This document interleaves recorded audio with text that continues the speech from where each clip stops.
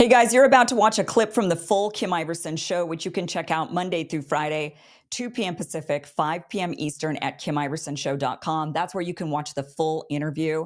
But I hope you do enjoy this clip from the full thing. But first, did you know that most of the major wineries in the country are completely in the tank for the left? About 5 years ago, Paul Johnson, a second-generation vintner, wanted to build a patriotic wine brand that would change the conversation around millions of dinner tables and created Republican Red Winery. And since then, his premium American wines have been a fan favorite, like the 45-47 Pinot Noir, the Drain the Swamp Chardonnay, and their Golden Age sparkling wine. And right now, you can try their most popular wines when you purchase their Patriot Starter Pack. This is a collection of their 4 most popular wines grown and bottled right here in America. So go to republicanred.com and enjoy $5 off plus free shipping when you use offer code Kim on your Patriot Starter Pack, which I have tasted these wines. They are actually delicious. This is not just a gimmick with, wine bottles with cool labels. This is actually really great wine. So again, go to the website. We also have that QR code right there on the screen. It'll take you right to the site. So whether you're a wine enthusiast or just a devoted patriot, this starter pack sparks meaningful conversations and unites us in our shared values. Perfect for your next gathering or as a gift. Go to republicanred.com today, grab your Patriot Starter Pack, and get $5 off plus free shipping and toast the golden age of America. That's republicanred.com, offer code Kim. And at that point, I was learning what it was to be a war correspondent because I'm embedded with these security services. Mm-hmm. The moment that things really changed for me was, in retrospect, a throwaway tweet by me. A source messaged me. It was, I believe, a Sunday morning or Saturday morning. It was third week of April. Source writes to me, there's this American trader got arrested this morning. My sourcing wasn't SBU or the security services. It was another civilian who reached out to me. And because I was in Kharkiv, they reached out to me. So I tweeted out, Russian asset, I think it was, or whatever, Russian asset Gonzalo Lira arrested this morning. I had never heard Gonzalo Lira's name prior to that tweet in my life, but I knew the source. And so ultimately I said, okay, well, I'll put it out there. And then I went to cover the front lines that day. When I say front lines, there was a lot of rocket attacks in the city and just on the outskirts. The Russians were still a few kilometers just outside the city at that point. It was before the counteroffensive. And when I came back, it was unbelievable the amount of vitriol and sort of accusations that were coming my way. And at that point, the Russians got involved. Maria Zakharova, the spokesperson, she attacked me. I got attacked by Glenn Greenwald, all these other folks. And I would like to say this, I was a C-list influencer in Nevada, C-list writer, journalist. I had a great mentor, a guy named John Ralston.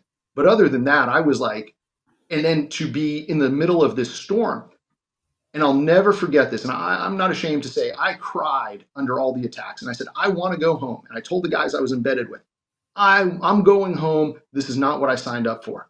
And they said, no, you don't understand, Sarah. When you get the Russians to respond to you, you not only have to do what you did as a reporter, you have to go all the way. You have to just amplify it. I said, really? They said, yeah, what you did was tremendous. And so that therefore became the beginning of what I refer to as the caricature of Sarah Ashton-Cirillo versus me as the serious journalist, and that's also what brought me into the world of IPSO and PSYOPs, et cetera, et cetera. And a couple of months later, I was asked to join the Defense Forces. I was never in SBU. I worked with SBU on a couple of cases. I recently left the Defense Forces as a sergeant in what's known as GER, or Defense Intelligence of Ukraine, where it was intelligence work. My work was not just IPSO, I'll say that. I did a lot with other real intelligence. Most of the IPSO and most of the PSYOPs was just cover, or as I referred to it as like candy. And my real work was basically obfuscated by the public persona. What is the difference between Defense Forces and the SBU? SBU it'd be the equivalent of SBU would probably be a loose equivalent to FBI. So internal sort of security forces, whereas the military, whether it's GUR, Defense Intelligence of Ukraine, would be the equivalent of like our DIA in the United States. And then obviously the army is the army. And then the Ukrainians also have I guess, a foreign intelligence service, but I had very limited contact with them because that's mostly dealing with stuff outside the country. Okay. Were you paid? I was, as a soldier, absolutely. I was paid up until last month. Not a lot of money. My starting wages were 20,000 hryvnia, which is about 500 a month. And when you're in combat, you get paid a lot more. So there was about 5 months where I was either actively involved in combat at what we call the zero line, or stationed along the Russian border where you received more money. And then when they brought me back to Kyiv, when you saw what I was doing with Russia Hates the Truth and the other work, then at that point, because of my promotions, et cetera, I was getting equivalent of about $900 to $1,000 a month. Did they tell you, were you given directives to talk about Gonzalo Lira, or was that something you were doing on your own? That was pretty much me going with what I knew was to aggravate the Russians. Now, there's two separate sides of the Gonzalo Lira, or two separate time frames of the Gonzalo Lira situation as tied to me. There was his initial apprehension in April of 22, where he was detained, I think, for about 6 days. He was then released. In February of 23, a new investigation began because he never left Kharkiv. He was allowed to leave. And when I reached out to you to be on the show, I said I want to talk about some of the specifics of why Gonzalo Lira, in my eyes and in the eyes of some of my colleagues, was not a journalist. His accusations, and I'm not here to defend the United States, I'll call out BS as it is, but his accusations that the State Department abandoned him were not only false, he actually went to the State Department and was issued a new passport to be able to leave Ukraine, and he chose not to leave. And I have a copy of that passport because I was working on the investigation. During the trial, the day I appeared, it almost was canceled because the video recordings for audio for both the Chilean consul and the US consul, who had a permission to be in on every one of his sessions in court, they were not able to get it through, and they gave him the opportunity to cancel the session. And he turned it down because I think defendants are allowed to directly question witnesses in court. So not only was the prosecutor asking questions of me and the defense attorney, but Gonzalo himself had the right and engaged in that right to question my work on this case. And so not only did he have the opportunity to leave, he also turned down both Chilean and State Department consul video feeds. And then the final part was, and I had often said, he was undercharged. I believe he was charged with breaking some law on martial law, speaking out against the state or something. Here's the facts, and I'm happy to share them with you after we go off air. Gonzalo Lira, in his own writing and his own words, because he gave us the password to his iPad, was speaking with a man named Peter Lavelle, who recently became a Russian citizen in the last 2 years, originally from London or somewhere in the United Kingdom. And Gonzalo Lira was actively engaged in attempting to trade information on the Ukrainian armed forces for a show in Russia, be it a documentary or TV show, to the point that he was talking with Lavelle, quote, when he gets to Russia. Furthermore, and something that I found beyond ironic as an American, especially with my criticism of the Biden administration, whoever they were talking about in Russia was referenced as the big guy. And so lastly, the talk about him and his money, he was funneling most of his money through a third party in Germany. He was actively attempting to evade, I can't speak out for what he was trying to do, but the money wasn't coming to him. It was safely held by a third party in Germany. I had access to his text messages with many, many known people, Ian Miles Chong, Jackson Hinkle, etc. This guy was desperate to become famous and desperate to sort of break into the upper echelon of Russian propagandists. And in order to do so, he was willing to really in my view, go over the boundaries of what was legal. And so some of my arguments, yeah, go ahead. Well, I'm Sorry. just so that I can clarify this a little bit. So Peter Lavelle is the host of Crosstalk, which is an RT show. It's a show I've appeared on a couple of times. And so you're saying that Gonzalo Lira was going to trade what exactly in order to get a show in Russia? He was giving away how things were going at the front lines, what he was observing in Kharkiv, etc. Nothing that Lavelle wrote back to Lira suggested that under the circumstances, I mean, Lavelle was in Moscow. There were pictures where Lavelle was showing sumptuous meals, talking about how there were no issues with war in Moscow. But what I had was Lira more and more desperately attempting to convince Lavelle of his worth and answering questions to Lavelle over, as I said, what was happening in the city of Kharkiv, how the war was going, etc. That's not to mention when he was passing on other messages to other folks in Russia that I can't mention, but because Lavelle is a public figure, I am mentioning him. But that just sounds like a journalist who's trying to further their career. I mean, that's what all journalists do. We all want to get to a position to make more money. And, I would love to land a job in the mainstream media if they were willing to offer it to me. I mean, they won't. But if they were to, I wouldn't turn it down if they let me say what I wanted to say. I certainly, if I were in a position, living somewhere and Fox News or CNN reaches out and says, hey, we like your reporting. We want to give you a job. Keep telling us what you're seeing.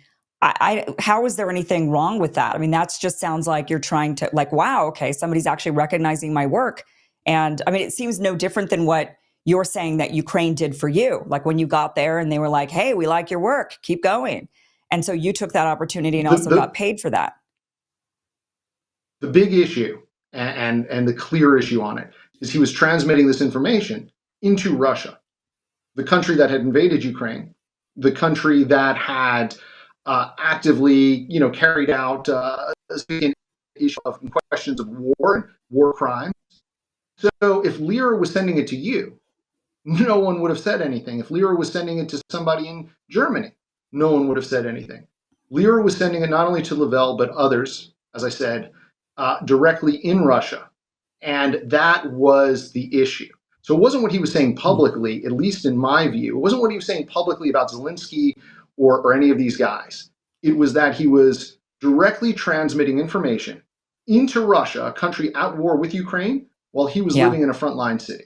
After he had been warned not to do it, because he was released. Right. Mm-hmm. I mean, I do understand that, because that would be, if we were to put it in the United States, if we were actively at war with a country, then like Germany during World War II, it would be a crime to then transmit information to Germans, even if they were just German civilians, because you don't know if they're truly civilians or if they're really working for the government or whatnot. So I understand that logic.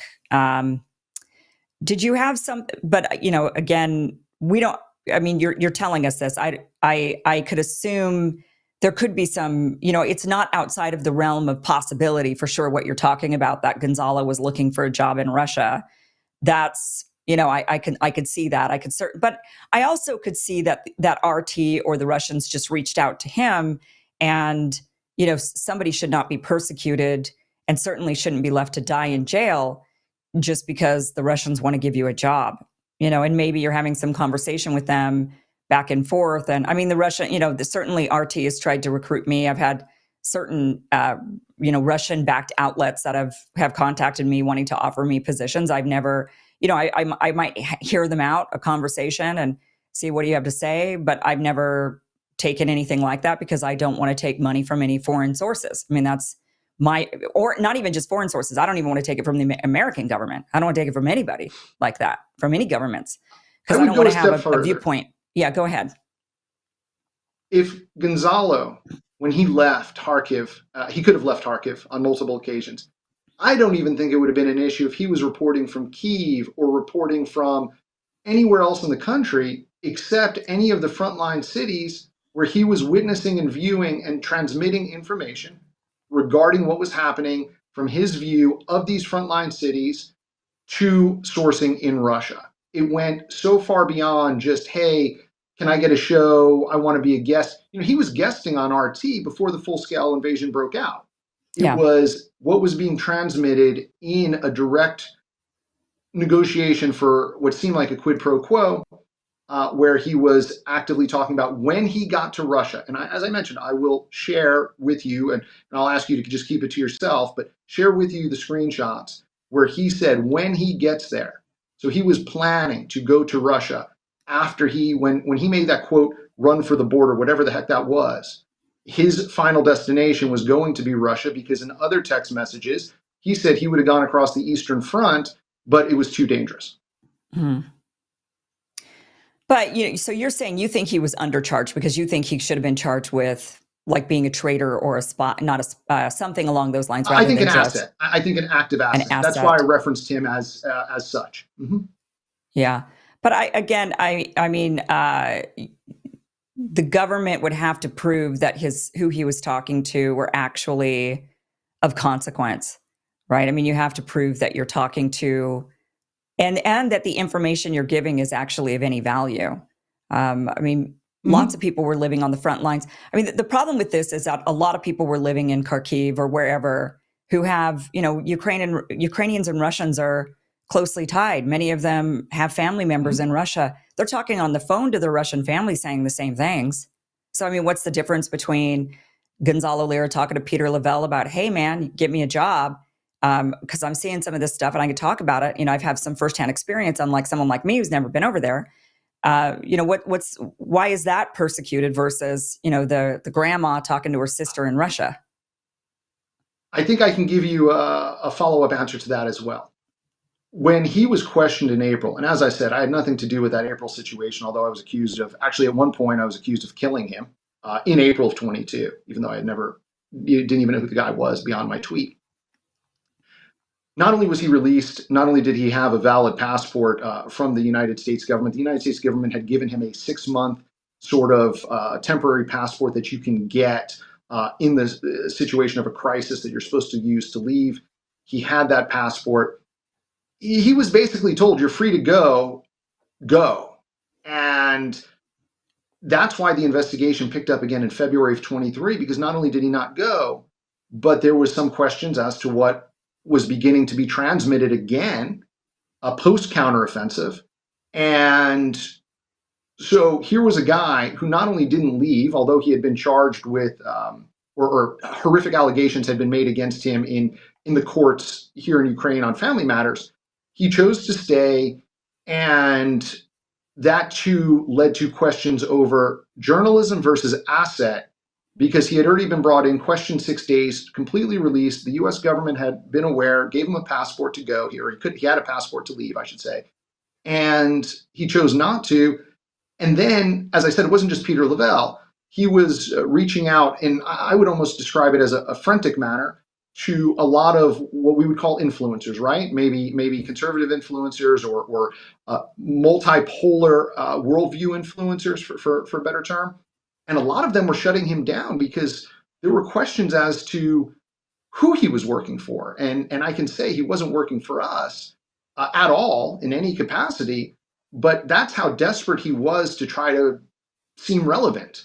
And we know from the messages that he really pushed it beyond what even giving to a source would be. Again, if you're talking Johnny Miller, right?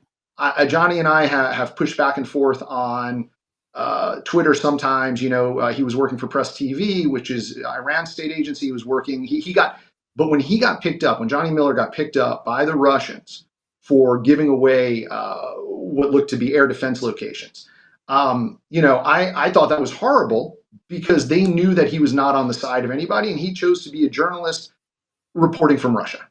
When you're talking about Patrick Lancaster, who was embedded long before Gonzalo Lira, Lancaster was going to the people hate him. I think Lancaster is not that serious a guy, but everyone knows that Patrick Lancaster is a journalist in Russia. Gonzalo Lira was something wholly different, never doing reporting, by the way. When I say reporting, it was always just face to camera pontificating while he was actually giving the reports to people in Russia. But how is that different from Patrick Lancaster? I mean, Patrick Lancaster, I mean, I think that, I know you don't think he's very serious, but I think anybody who's willing to, I watch his videos, I have a panic attack Oh, every time because that guy put himself right in the line of absolutely. fire. He's 1,000% a war correspondent. When Yeah, I say he's not serious, I'm talking about the same way people said I wasn't serious when I was there reporting. Sort of the overzealous, over the top, right? sure. I didn't mean serious that he's not a war correspondent. Yeah, I Gonzalo mean, Lira was not Johnny Miller and was but not what Patrick is the difference? Lancaster. I mean, just because Gonzalo Lira might not have wanted to stick himself in the line of fire, I mean, what is the difference between, Patrick Lancaster was doing frontline reporting. He embedded inside of Russian forces, so he was following Russian Mm-hmm. forces around, but inside Ukraine, what you would consider to be Ukraine, right? So why wouldn't he have this, or maybe he would? I mean, had he been captured? And I mean, it's important for journalists to be able to be anywhere and everywhere and report, and it shouldn't matter which viewpoint they take. I mean, if you're Ukraine, if you're like yourself, let's say you just had a different viewpoint where you're embedded inside of the Ukrainian forces and you're following them around, and why can't you as a journalist change your mind and even be there and say, actually, I don't agree with these people anymore. I think they're on the wrong side of this war. And that shouldn't be, or even if you're not saying even if you're not giving an opinion, but it's still reporting what you're seeing. How is that any different than just because Gonzalo Again, had a very big negative difference. viewpoint? We had an Italian journalist. I had met him a couple of times. His name escapes me at the moment, but he had reported in the Russian, what I'd call the Russian channels in 2014, 2015. Then when I say we, because I was in service up until a month ago, Ukrainians gave him a press card. He was reporting from the Ukrainian side, embedded. And then he went to the Russian side during the one of the offensive times near Kherson. He ended up getting blown up by a Russian mine.